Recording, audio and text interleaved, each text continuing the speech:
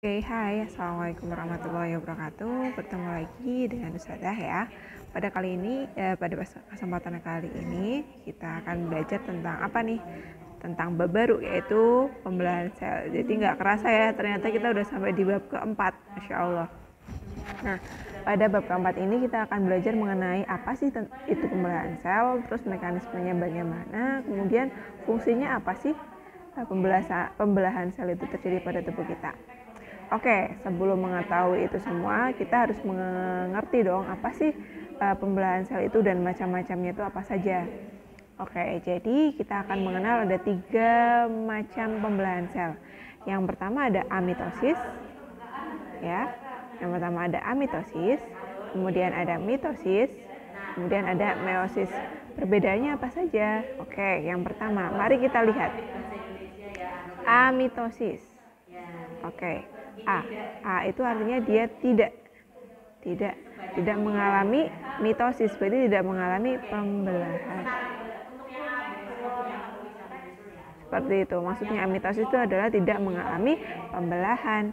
Nah, terus maksudnya kalau tidak mengalami pembelahan gimana Ustazah prosesnya? Nah, jadi kalau kalian lihat di sini, ini tahapan ini adalah sebuah sel. Biasanya ini apa nih kalau kalian lihat dia tidak punya organel? Dia adalah bakteri ya. Oke, betul. Nah, bakteri itu biasanya untuk mengalami pembelahan, dia hanya akan mengalami perlekukan nih, seperti pada gambar ketiga. Setelah mengalami proses replikasi pada bagian-bagian DNA dan sitoplasmanya ya. Kemudian setelah mengalami pembagian, dia akan mengalami perlekukan pada bagian tengah. Dan selanjutnya bagian tengah itu akan membelah menjadi 2 sel yang baru. Seperti itu ya. Itu untuk yang mitosis. Jadi di tahapan amitosis ini tidak terjadi adanya tahapan seperti pada mitosis dan meiosis. Oke, sampai di sini paham ya. Yang kedua,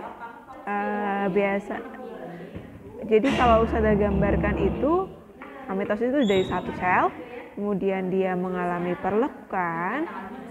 Nah, seperti ini ya. Ini apa sih, gambar apa, nggak jelas banget, maaf. Jadi dari 1 sel, kemudian mengalami perlekukan sel. Nah, seperti ini ya. Nah, kemudian dia menjadi 2 sel yang sama. Seperti itu. Itu tujuannya untuk yang amitosis. Jadi tidak ada tahapan langsung terbagi menjadi 2 seperti itu ya. Kemudian yang kedua adalah mitosis. Kalau mitosis ini yang pertama, dia ada tahapan-tahapannya. Dia terjadi atau berlangsung sebanyak 1 kali. 1 kali maksudnya apa nih 1 kali? Jadi nanti di dalam prosesnya ini ada 4 tahapan, yaitu profase, metafase, anafase, dan telofase.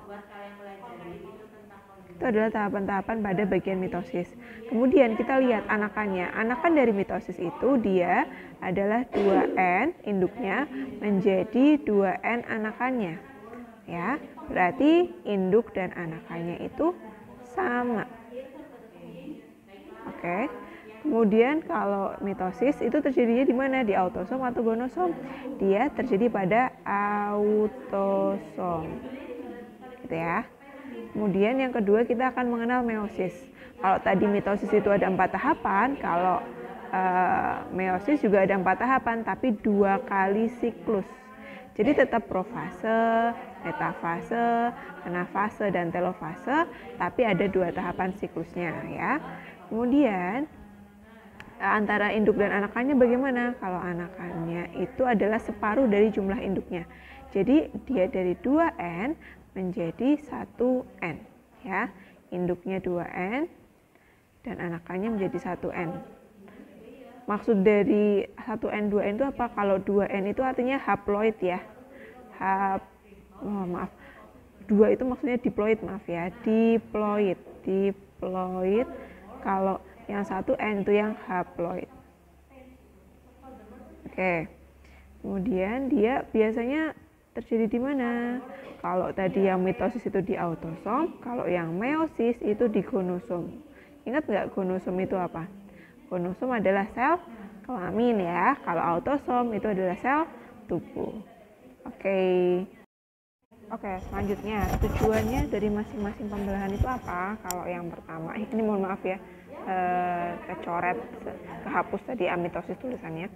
Nah, tujuannya kalau yang amitosis itu adalah untuk perbanyakan diri. Maksudnya gimana sih perbanyakan diri? Kan kita tahu ya bahwasanya makhluk hidup itu akan berkembang biak. Tujuannya adalah untuk melestarikan jenisnya. Nah, si amitosis ini biasanya terjadi pada bakteri dan prokariot lainnya. Itu adalah untuk tetap eksistensi dari organisme itu sendiri, seperti itu untuk yang mitosis. Kemudian kalau yang mitosis kan kita tahu bahwasanya dia ada di bagian autosom. Jadi biasanya untuk proses perbanyakan sel.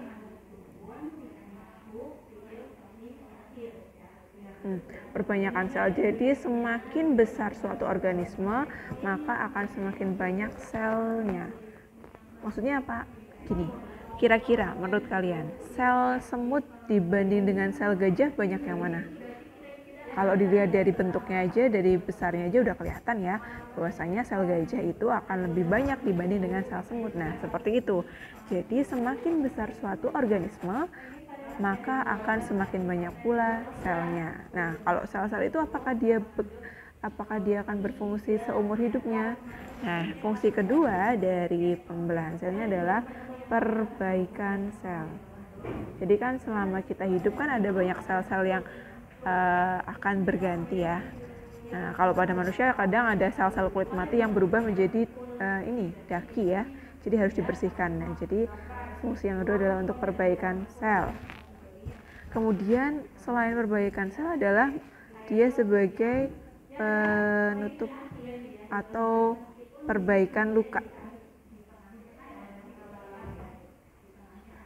Maksudnya perbaikan luka seperti apa? Jadi begini, pada saat kalian mengalami suatu perlukaan pada bagian tubuh kalian ya. Nah, kalian lihat di situ kan terjadi seperti misal ketika kalian mengiris bawang dan tidak sengaja tangan kalian teriris. Di situ kan akan terjadi perobekan pada bagian jaringan kulit ya. Nah, tapi apakah jaringan kulit itu terus terbuka dan darahnya mengucur terus? Kan tidak ya. Dalam beberapa hari mekanisme dari tubuh kita adalah menutup luka itu sendiri. Nah, prosesnya dibantu dengan namanya pembelahan selnya secara mitosis untuk menutup luka yang ada dalam tubuh kita. Seperti itu. Karena apa? Karena mitosis ini terjadi pada bagian sel tubuh kita atau bagian autosom. Nah, berbeda dengan meiosis. Kalau meiosis kan kita tahu dia di sel kelamin. Nah, kalau di sel kelamin tujuannya untuk apa? Untuk memberikan informasi genetik ya, informasi genetik atau pewarisan sifat. Pewarisan sifat ya. Sehingga kalau di sini kan kalian tahu bahwasanya kan dari 2N menjadi 1N. Kenapa demikian? Karena nantinya kan yang namanya sperma dan ovum akan bersatu membentuk 1N tambah 1N kan jadi 2N kan. Kalau misal dia nggak setengah dari sel induknya, 2N tambah 2N nanti jadi 4N. Nanti itu namanya suatu kelainan pada makhluk hidup. Jadi untuk bisa normal harus menjadi separuh dari jumlah sel tubuh induknya. Makanya separuh-separuh gitu ya. Itu untuk yang tentang meiosis. Nah, selanjutnya kita akan belajar tentang siklus sel ya.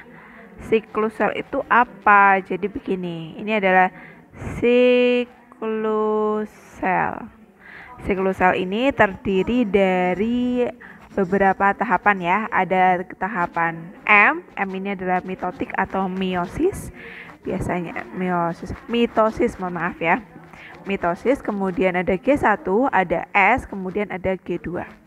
Oke, jadi di sini kita akan mengenal beberapa tahapan. Yang pertama adalah tahapan interfase. Tahapan interfase itu dimulai dari tahapan G1 sampai dengan tahapan G2. Ini adalah tahapan interfase. Interfase itu sebenarnya tahapan apa sih? Tahapan interfase ini adalah tahapan dari proses atau pembelahan sel itu sendiri ya. Tahapan dari pembelahan sel itu sendiri.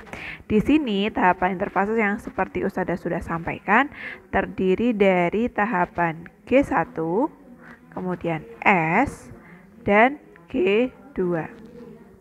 Nah, kemudian setelah tahapan interfase, tahapan apa? Tahapan mitosis atau tahapan pembelahannya itu sendiri.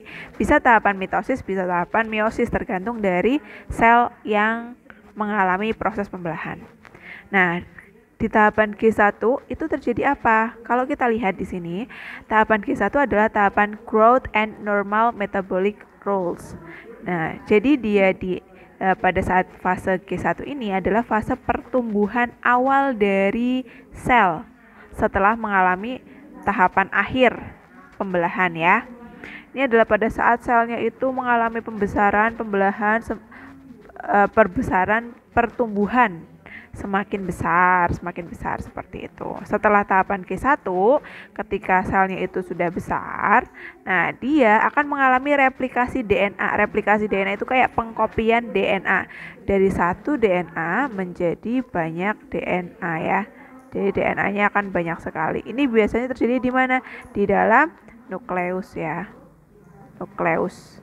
Nah, setelah mengalami replikasi DNA, S itu artinya sintesis ya. Sintesis itu artinya pembentukan. Berarti replikasi DNA ini adalah artinya pembentukan DNA. Kemudian di fase ketiga adalah G2 atau growth and preparation for mitosis.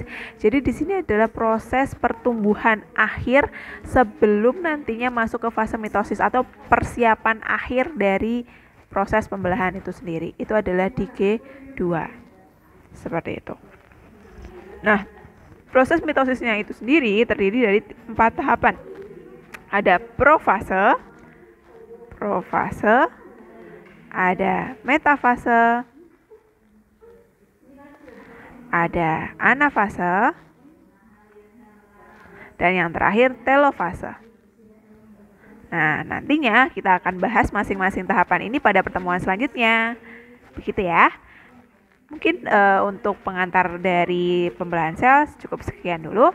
Insya Allah nanti kita akan lanjutkan pada pertemuan berikutnya. Terima kasih.